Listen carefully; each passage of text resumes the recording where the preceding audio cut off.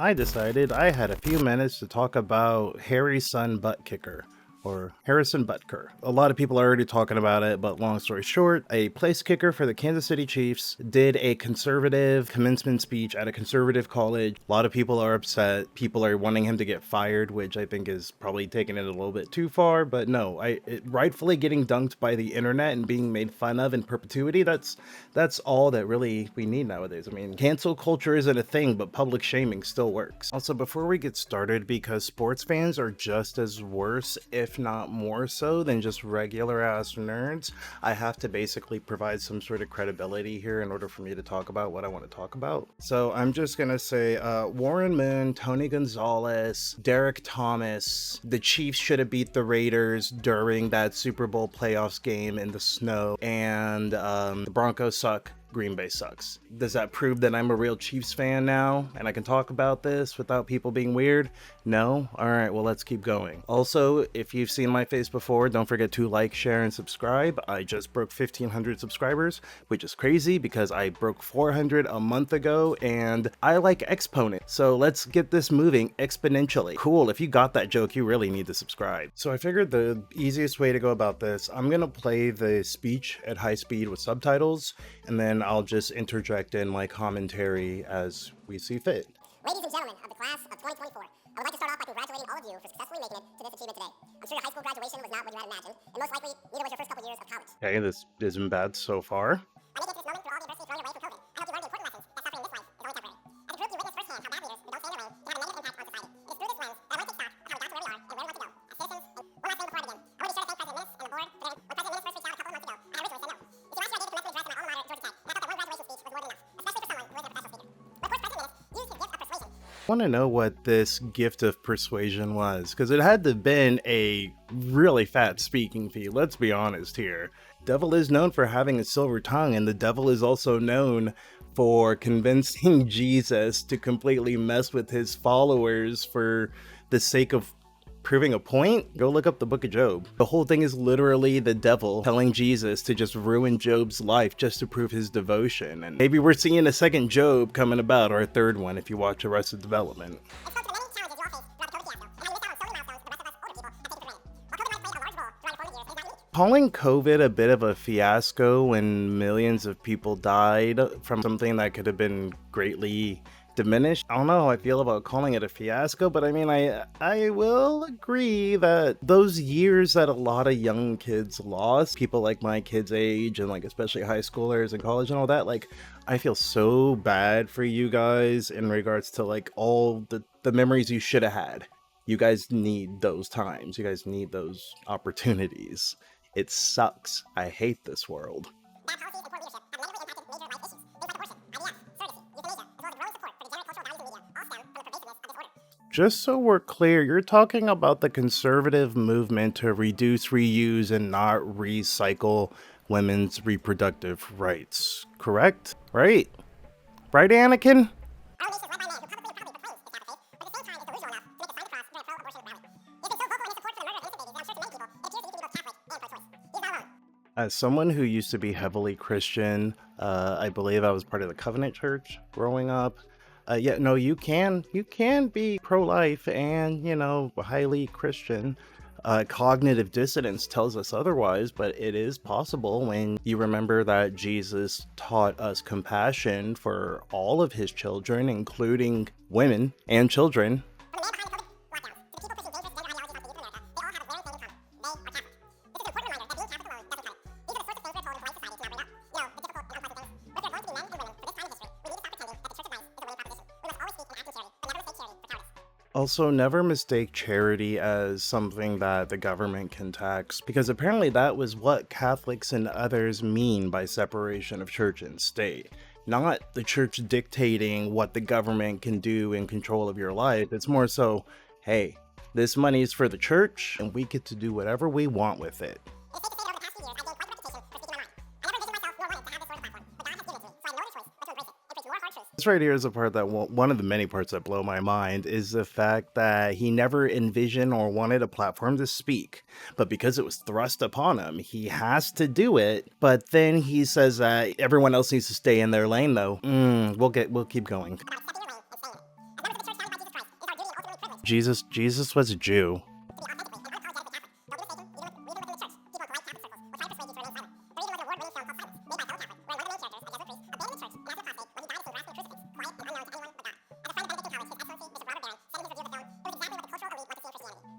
And this was the line that basically made me put down everything I was working on and make this one. There's nothing that it makes me nerd rage more than people not understanding the theme of a piece of media. See my Helldivers video. Yeah, let's talk about this movie really quick. Silence is a 2016 epic historical drama that was directed by Martin Scorsese.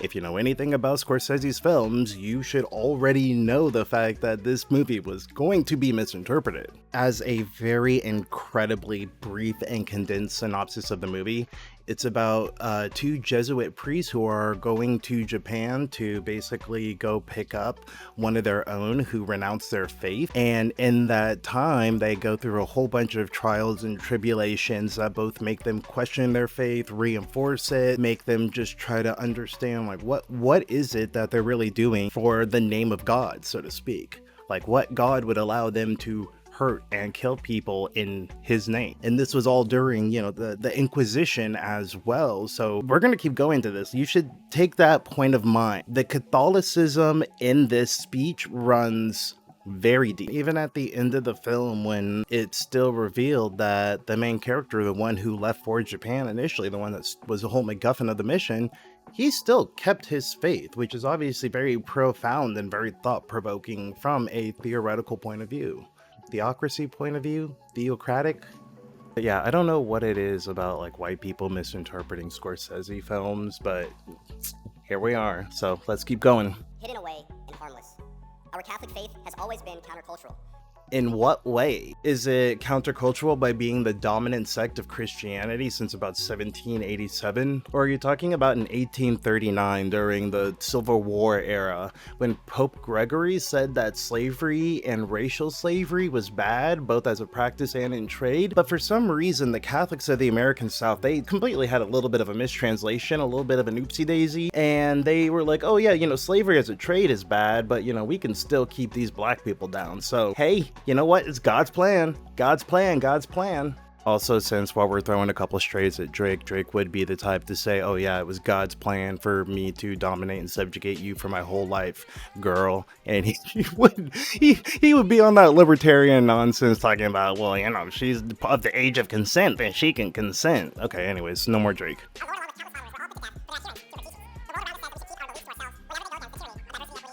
DEI, he says while playing for like one of maybe 3-4 black QBs in the entire NFL. Excuse me, because of DEI, you have a Super Bowl ring, my dude. And don't forget, you are a place kicker.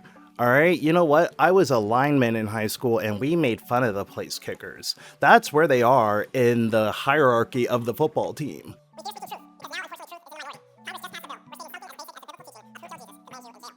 Is he saying the thing that I can't say?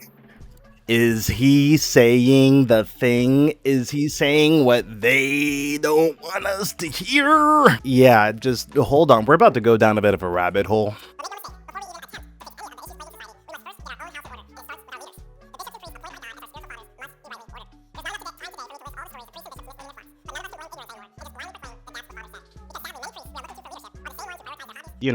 Hurting children. That they also be doing that too. Famously Catholic priests. Like, this dude is all over the place right now. The people above us need to get in line. The people below us need to stay in their lane.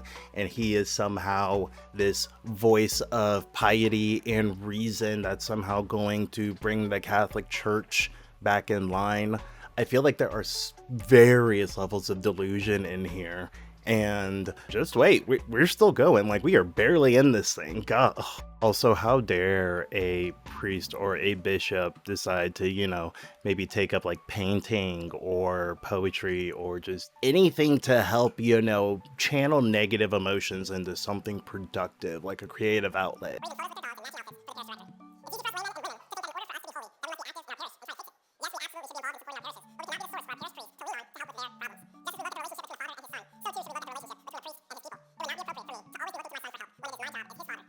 My savant in Christ, that's called a community.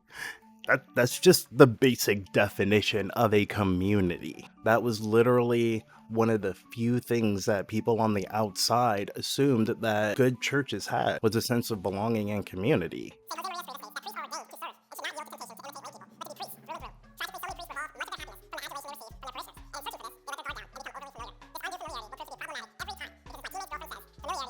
So if that name, Saint Jose Maria Escriva, sorry if I mispronounced that, well, no, not really, actually. But if that name sounds familiar to you, let me tell you why. Saint Jose Maria Escriva de Bagulita something was a Spanish Roman Catholic priest who founded the group known as Opus Dei. And that was the part where I dropped my jaw and I really got locked into this. So, for those who don't know, a lot of people my age probably learned about Opus Dei through the book The Da Vinci Code. The Da Vinci Code was a book by Dan Brown, which essentially is an alternate history novel stating that Jesus got laid for our sins instead of died. He slept with Mary Magdalene and got her pregnant, taking the whole miraculous inception concept to a new level. The Knights Templar are formed in order to protect the bloodline of Jesus and stuff like that, and so it starts getting really Assassin's Creed-y towards the end. Long story short, Jesus got laid for our sins. Very radical, very cool. I prefer my religion a little bit Slaneshi, so hey, I'm all here for it. Speaking of Slanesh, you know what Opus Dei reminded me of? So Opus Dei operates very much like a very secretive group. Kind of just like a little club within the Vatican itself. They're known for being very secretive, having their own rituals, for having their own traditions and things like that, with one of them being self-flagellation. So if you remember from the Da Vinci Code, they had the pale guy that kept whipping himself anytime he did something bad. But the reason I mentioned Slanesh is because Opus Dei is basically the warrior lodge of the Catholic Church. Knowing Catholic lore is actually really helpful in Warhammer lore. I don't know why, well, I know why, but the warrior lodges were a group of secret fraternities within the Space Marine Legions during the, oh my god, what do you know? During the Great Crusades, when the Emperor of Mankind was trying to reunite all of the human race so they could be, you know, the Imperium of Man. But because of the secrecy and the secret worshipping that they did within the Warriors Lodge, these were the groups that eventually fell to chaos. The bad guys of the Warhammer universe, the physical manifestations of things like lust and the four horsemen of the apocalypse. There, we'll just say that. So yeah, quoting the practices and the philosophies of a person who is essentially the equivalent to Horace Lupercal. Not really Horace, but you know, how about what's his name? The guy from the Word Bearers. Lorgar. He's essentially Lorgar. Yeah. But yeah, man, basing your whole belief system around the Lorgar of the Catholic Church is a choice. Like, we aren't even up to the misogynistic and bigoted stuff yet.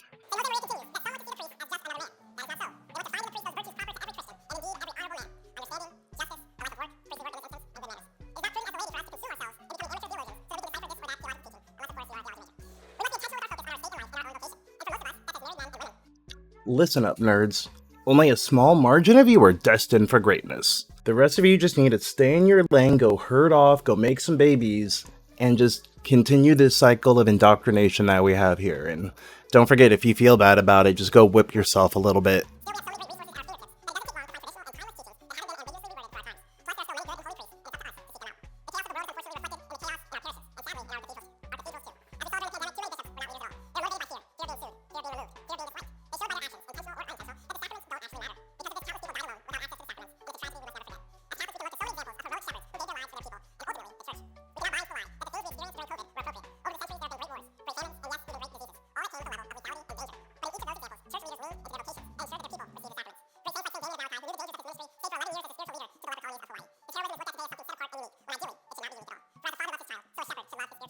So this part is also very wild because of the fact that, I mean, yeah, people criticize a lot of churches and stuff like that for not providing as much help as possible for COVID. But at the same time, I will say the story of Saint Damien of Malchi is a very interesting and inspiring one. But there is a big difference between spending time at a leper colony willingly and a global pandemic. Just because you can't get your crackers and grape juice doesn't mean that you need to throw a fit so others can't. I mean, I know that may be hard to blame because of, well, I can't even blame CTE on this dumbheaded behavior because he's a kicker. No one hits him because if he gets hit, you get in trouble. It's like one of the most snowflake positions of the entire football team, which is very much why he feels like he is being victimized by the world around him. It's, oh my God, that is such a good metaphor. Yeah, he's sitting here doing his own thing, staying in his lane, while the rest of the world is out there basically protecting his ass, and he's just apparently too dense to realize that. There you go. That all place kickers are that's how they are. If you disagree, leave a comment, because that might or might not help engagement.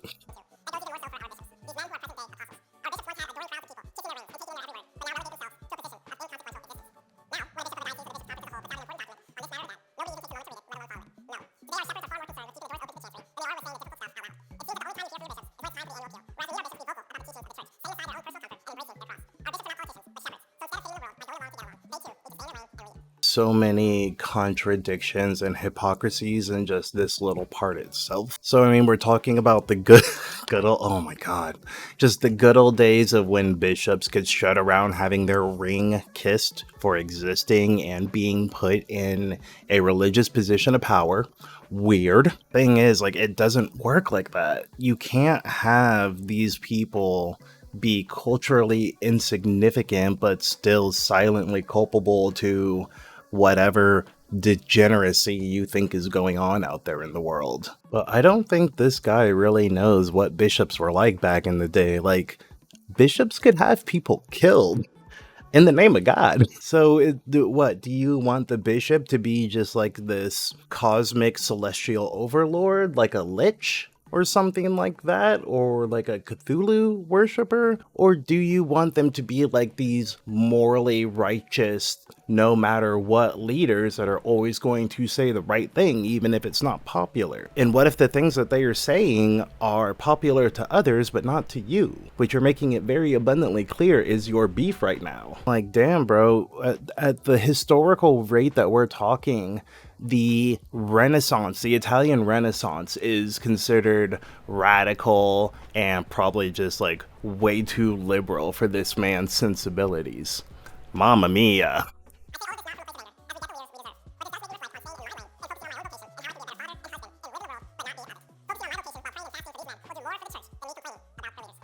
And once again, this man doesn't know what the hell that a bishop does. He's talking about having a life as a husband and a father, but bishops vow lifelong celibacy, and so do the nuns as well. Come on, do you not even know your own religion? And telling a bishop to stay in their lane and practice their vocation is... Dude, that is their vocation. They are in their lane. The Dunning-Kruger is very strong with this one. You know, it's like you telling your doctor to stay in his lane and just give you health advice because he upset you by saying, hey man, maybe you should just go run a couple times a week just to get that heart rate up.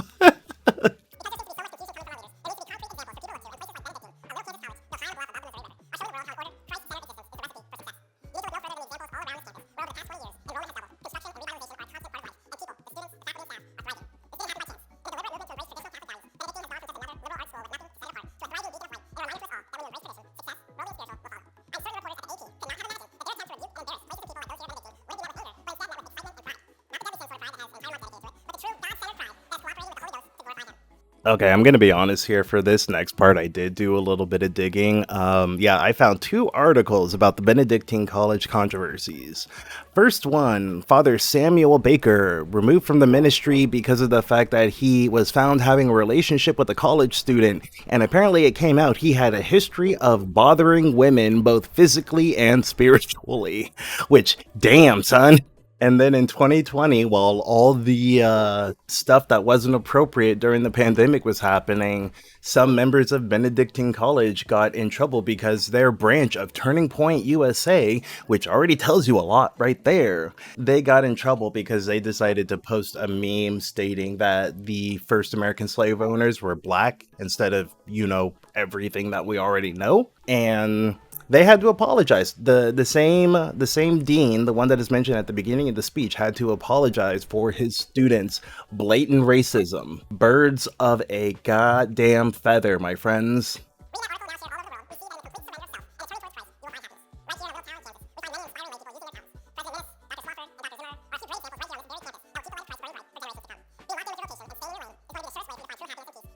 Seriously, someone told him way earlier in his life that he will be far better off if he just stays in his lane, and he took that shit personally.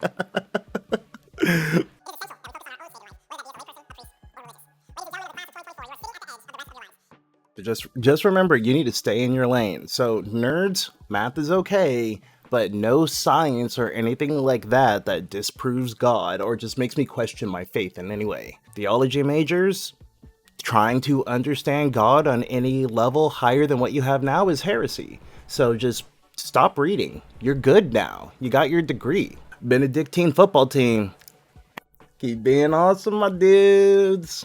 And also, if you believe the rumors, this would be a part where he winks at a twink in the audience.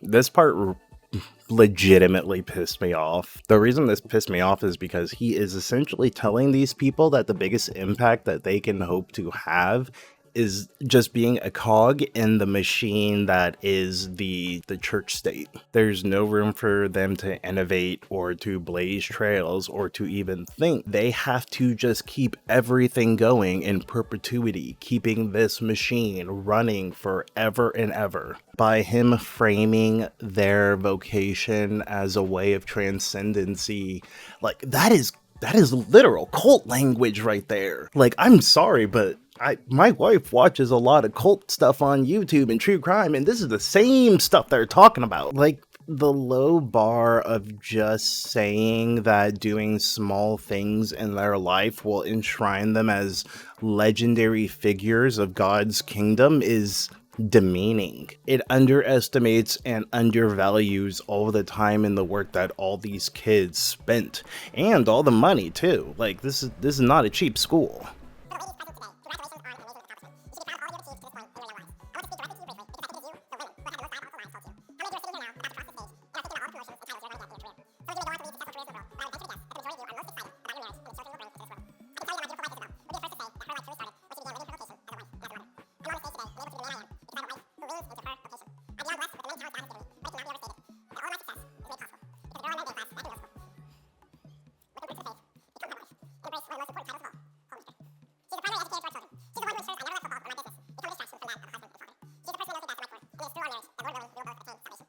She's my best mommy. I mean, she's the best mommy of my kids of my mommy. Nope.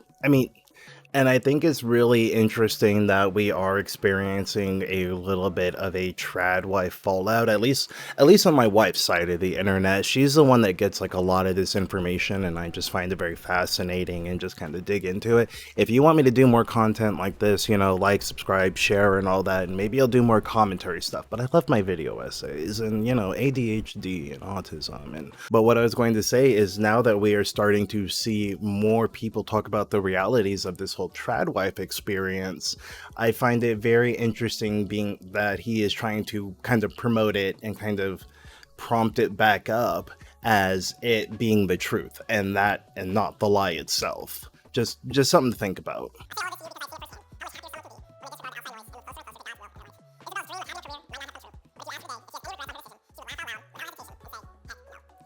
She's saying heck no while like being handcuffed and held at gunpoint and floating over a pool full of piranhas and sharks, and basically being told to make Sophie's choice. I'm not laughing at Sophie's choice. We don't laugh at Sophie's choice. We're just laughing at the joke. Let me repeat and reiterate, the big fat linemen make fun of the place kicker in a football team. Audiences like this that make me feel like my weird little mini cult inside the Catholic Church is completely normal and acceptable and always welcoming to new members. Oh, and from also the little bit of research that I did in Opus Dei, they do let women in there, but they literally do all of their stuff with other women, and the only time that they get to be around men is when they cook dinners for the men while they have their menly meetings, and then they don't even get to interact with them at all. They're just literally in the kitchen cooking the food and all that, and then they go and not say a word and not seen. It's wild. Yeah, no shit.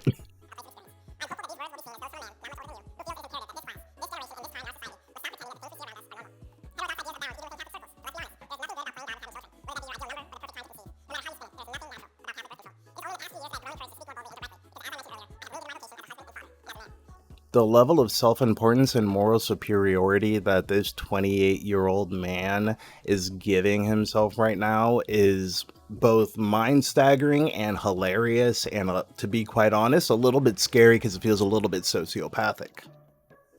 Allegedly. Apparently, the beliefs of this very fringe and controversial group of Catholics is something that needs to be brought to the forefront and something that needs to be prioritized within the religion now. Like when this guy is talking about railing against heterodox ideas, heretical ideas, he's talking about basically anything that is progressive past like the 1700s, proclaiming that there's nothing good about Catholics trying to, at the very least, plan out their family, along with saying that any method of family planning is somehow playing God and against God's will, is wild.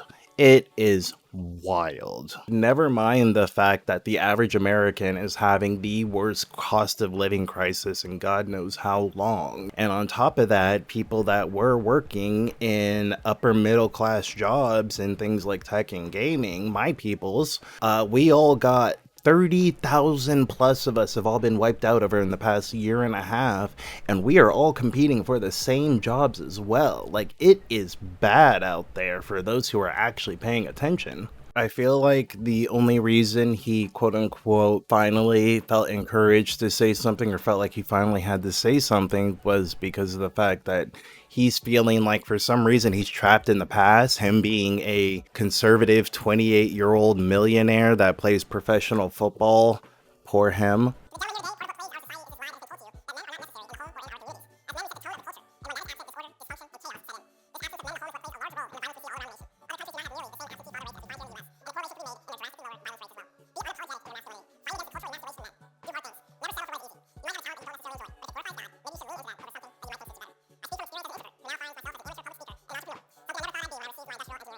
So right off the bat, dog whistles. The whole thing is dog whistles, and it is very much just a very not even well-masked reinterpretation of the how come there are less black people but they proportionally commit more of the crimes, which is not even how statistics work, so don't even get in my comments about that.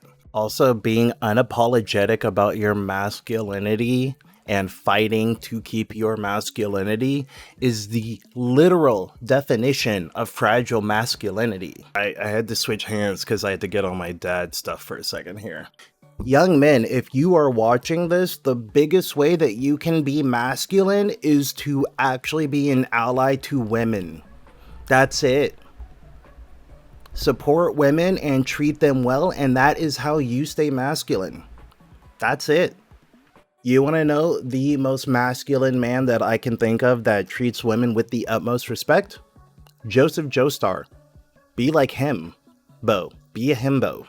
Be a Joseph Joestar himbo and treat women with respect, and then you will be masculine. Also, does this part come off a little bit gay to anyone else? Like the violent undertones of the consequences of men not being present sounds a bit like he's protesting too much, commanding men to be unapologetic about their masculinity and never settling for what's easy. You gotta focus on doing the hard things that don't necessarily suit your talents or interest. You gotta struggle a little bit, and then you'll just slide right into your vocation. Or your vocation will slide right into you, I guess. Will that get demonetized? And I mean, let's be honest, finding yourself being a male who does presentations on stage for an audience, aka a theater kid, after starting in engineering, that is finding yourself, isn't it?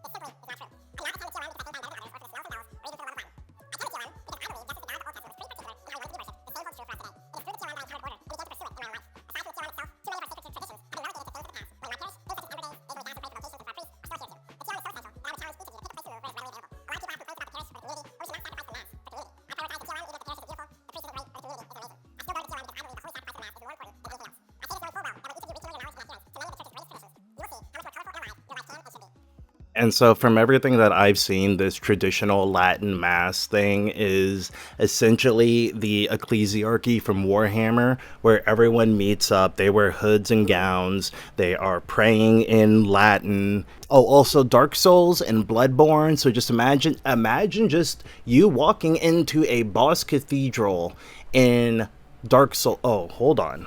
The Deacons of the Deep. It is essentially just the Deacons of the Deep boss. That is what traditional Latin Mass is in my mind. I don't care if it's not. That's the image I'm going with. It's crazy. Okay, I'm getting really tired of listening to this guy, and I want to start editing this video, getting it out. So, a couple little things here as we wrap up.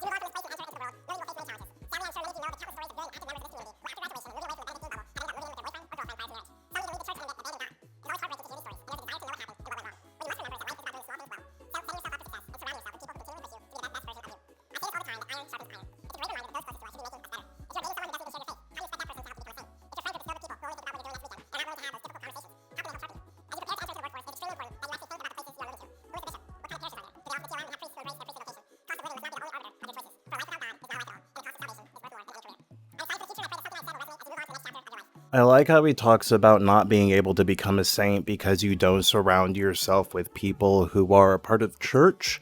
As far as I can tell from the Bible teachings I was told or taught or whatever, Jesus grew in his faith by explicitly spending time around people who didn't share the faith. And in some instances converting them, or at the very least testing his own resolve and faith against God, which is also another point of that movie, Silence. Like, ugh. Also, go screw yourself when saying, oh, don't worry about cost of living, make sure they have all your Catholic stuff there. Dude, go screw yourself.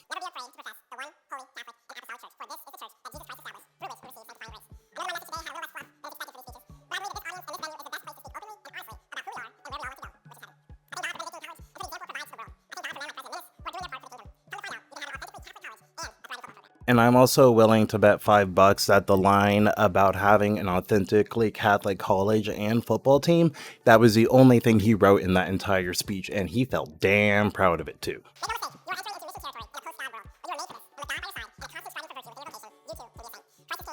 And I also love how we are in a post-God world, despite the fact that, you know, our current president is a believer in God, and there's a lot of other things going on in the world right now that are because of God, the same God, Yahweh.